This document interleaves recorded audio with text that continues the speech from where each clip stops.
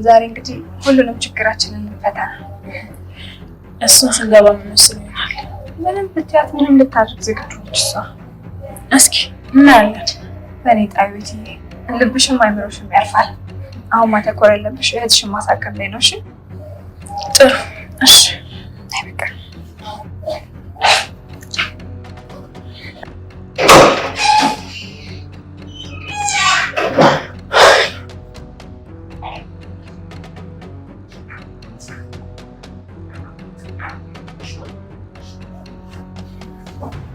ቤቲ አመሰግናለሁ። አይወልሽ ቤቲ እንደምታዩ እናቴ ምንም የምታውቀው ነገር የለም። ህሊና ስላላት ነው ያንቺን ይቅርታ እየፈለገች ያለችው። ናቲ እኛ እናወራለን፣ አንተ ዝም በል። አዎ እንደዛ ነው የሚሻለው። ትንሽ ነገሩ ቀለል እንዲለኝ እህትሽን ላሳክማት፣ ካላችሁበት የኪራይ ቤት ደግሞ ገዝቼ ላስቀምጣችሁ።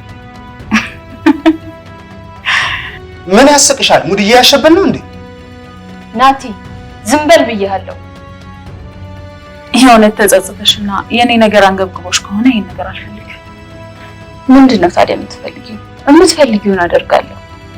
እኔ አሁን እህቴን ማሳከም እችላለሁ። ይሄን ሁሉ ዋጋ የከፈልኩት እህቴን ለማሳከም ካልሆነ ምኑን ኖርኩኝ?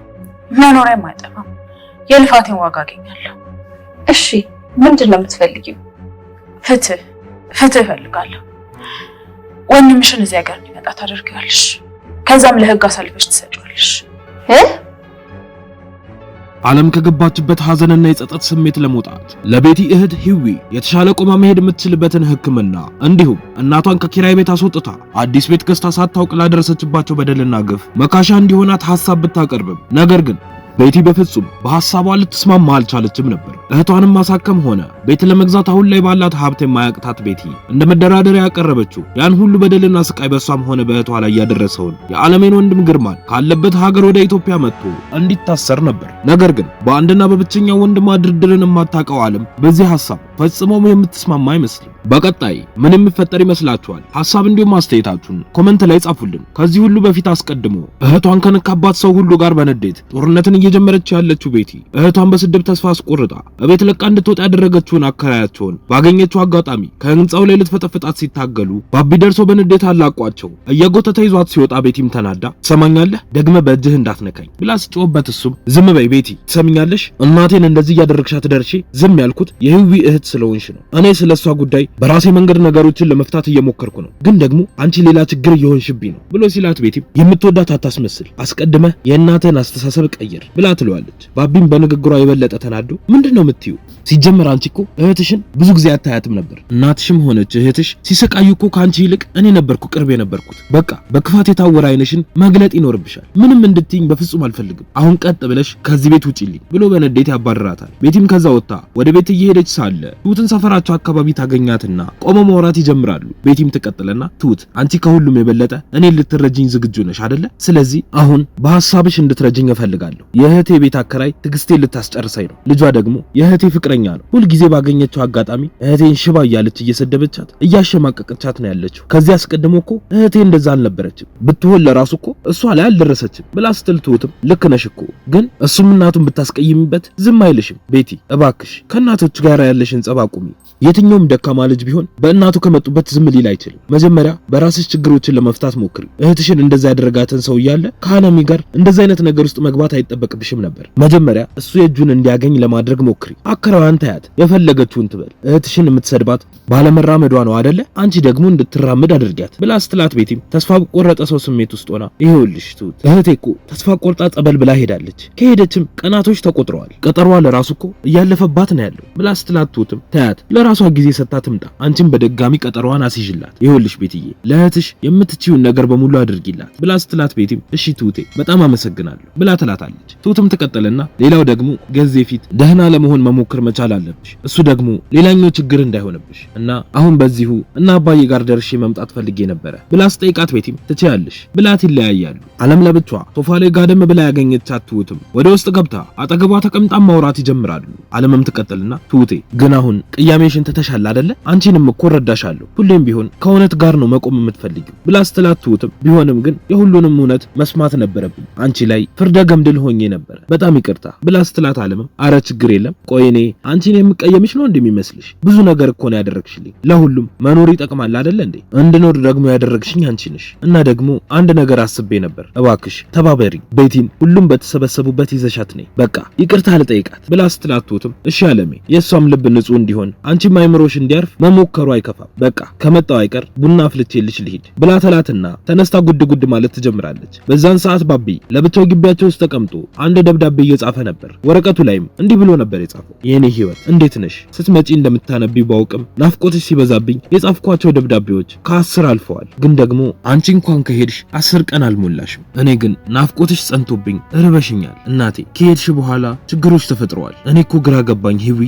ብዙ ጸበል ቦታ ሄድኩኝ ግን የለሽም። ቆይ የትኛው ጸበል ቦታ ነሽ ያለሽው? እንዴትስ በኔ ጨከንሽ? እረፍት አድርግ ብለሽኝ ጭራሽ ቀኑን ተሸክሜው ያለ እረፍት እየዋልኩኝ ነው ያለሁት። በጣም ነው የናፈቅሽኝ። እባክሽ በቶሎ ነይልኝ ብሎ ነበር የጻፈው። ከሰዓታት በኋላ ትሁት ወደምትሰራበት ቤት ሄዳ ማዕድ ቤቷን እያጸዳች ባለችበት ቤቲ ወደ ውጭ ልትወጣ ስትል ትመለከታትና ትጠራታለች። ቀጥላም ለአንድ ጉዳይ ፈልጌሽ ነበር ብላ ስትላት ቤቲም እሺ ምን ነበረ ብላ ስትጠይቃት ትሁትም ዓለሜ ቤት ሁሉም ባሉበት ልታወራሽ ትፈልጋለች ብላ ስትላት ቤቲም ይቻላል፣ ምን ችግር አለው? እንዲያውም እኔም በጣም ይመቸኛል። አንዳንድ ጥያቄዎች ስላሉኝ በእናንተ ፊት እጠይቃታለሁ ብላ ይስማሙና ይለያያሉ። በዛን ሰዓት ዓለሜ ለብቻዋ ቤት ውስጥ እየተንጎራደደች አባዬና ናቲ ደግሞ ከውጪ ተከታትለው ወደ ውስጥ ይገባሉ።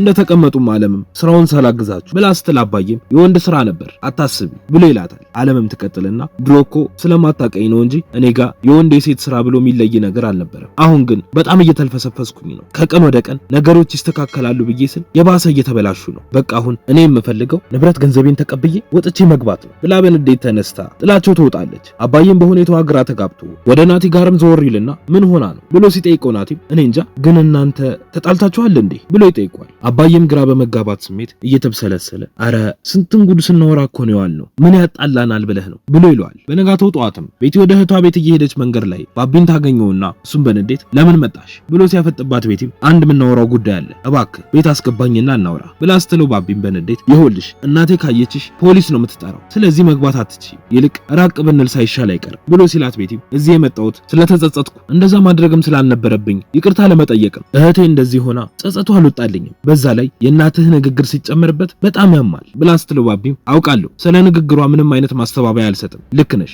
ግን ደግሞ እሷም እናቴ ናት፣ ልክ ያልሆነ ንግግር አልፈልግም፣ በህግ ልትጠይቅሽ ነበር፣ አሁን ለራሱ እነ ሂዊ ሲመጡ እንዴት እንደምትገቢ ነው ያሳሰበኝ ብሎ ሲላት ቤቲም በንዴት ቤቢ አታብዛው እንጂ እዚህ የተከራየሁት እኔ ነኝ፣ ሌላም ቦታ እኮ ተከራይቼ ላኖራቸው እችላለሁ፣ እንደመጡ ቤቱን ለቀን እንወጣለን ብላ ስትለው ባቢም በድንጋጤ ኧረ እንደዛማ አይሆንም ቤቲ እኔ እናቴን አሳምናታለሁ ብሎ ይላትና ተስማምተው ይለያያሉ። በዛን ሰዓት ናቲና ዓለም አብረው ተቀምጠው እያወሩ ነበር። እሷም በመሃል ለመሆኑ ግን የተከራየውን ቤት ትኖርበታለህ ብላ ስትጠይቀው ናቲም አይ ማዬ ምን ነው ግን አልፎ አልፎ እኖርበታለሁ ብሎ ሲላት እሷም እስኪ አንዳንዴ እኔንም ውሰደኝ ብላ ስትለው ናቲም ግራ ተጋብቶ ምን ነው እናቴ የተፈጠረ ችግር አለ እንዴ ሰላም አይደላችሁ ብሎ ሲጠይቃት ዓለምን በድንጋጤ አረ እንደዛ አይደለም እንደውም ስለ ድሮ እያወራን ነበረ ስለ ድሮዋ ሚስቱ ሲያወራ ማርካ አፉ ጠብ ይላል ብላ ስትለው ቅናቷን ያስተዋለው ናቲም ምን ነው ታዲያ ፊትሽ የደበረሽ ትመስያለሽ ብሎ ሲላት ዓለምም ስሜቷን ለመደበቅ እየሞከረች በእርግጥ አባትህ አናዱኛል፣ ቀጠሮ ነበረን ስለ ንብረት ጉዳይ ልናወራ ግን በቃ ተው ብላ በድጋሚ በንዴት ጥላው ተነስታ ትሄዳለች። የዛኑ ቀንም ትሁት መጣ ቤቲ ከመምጣቷ በፊት ከዓለሜ ጋር ሆነው ቤቱን እያስተካከሉ ማውራት ይጀምራሉ።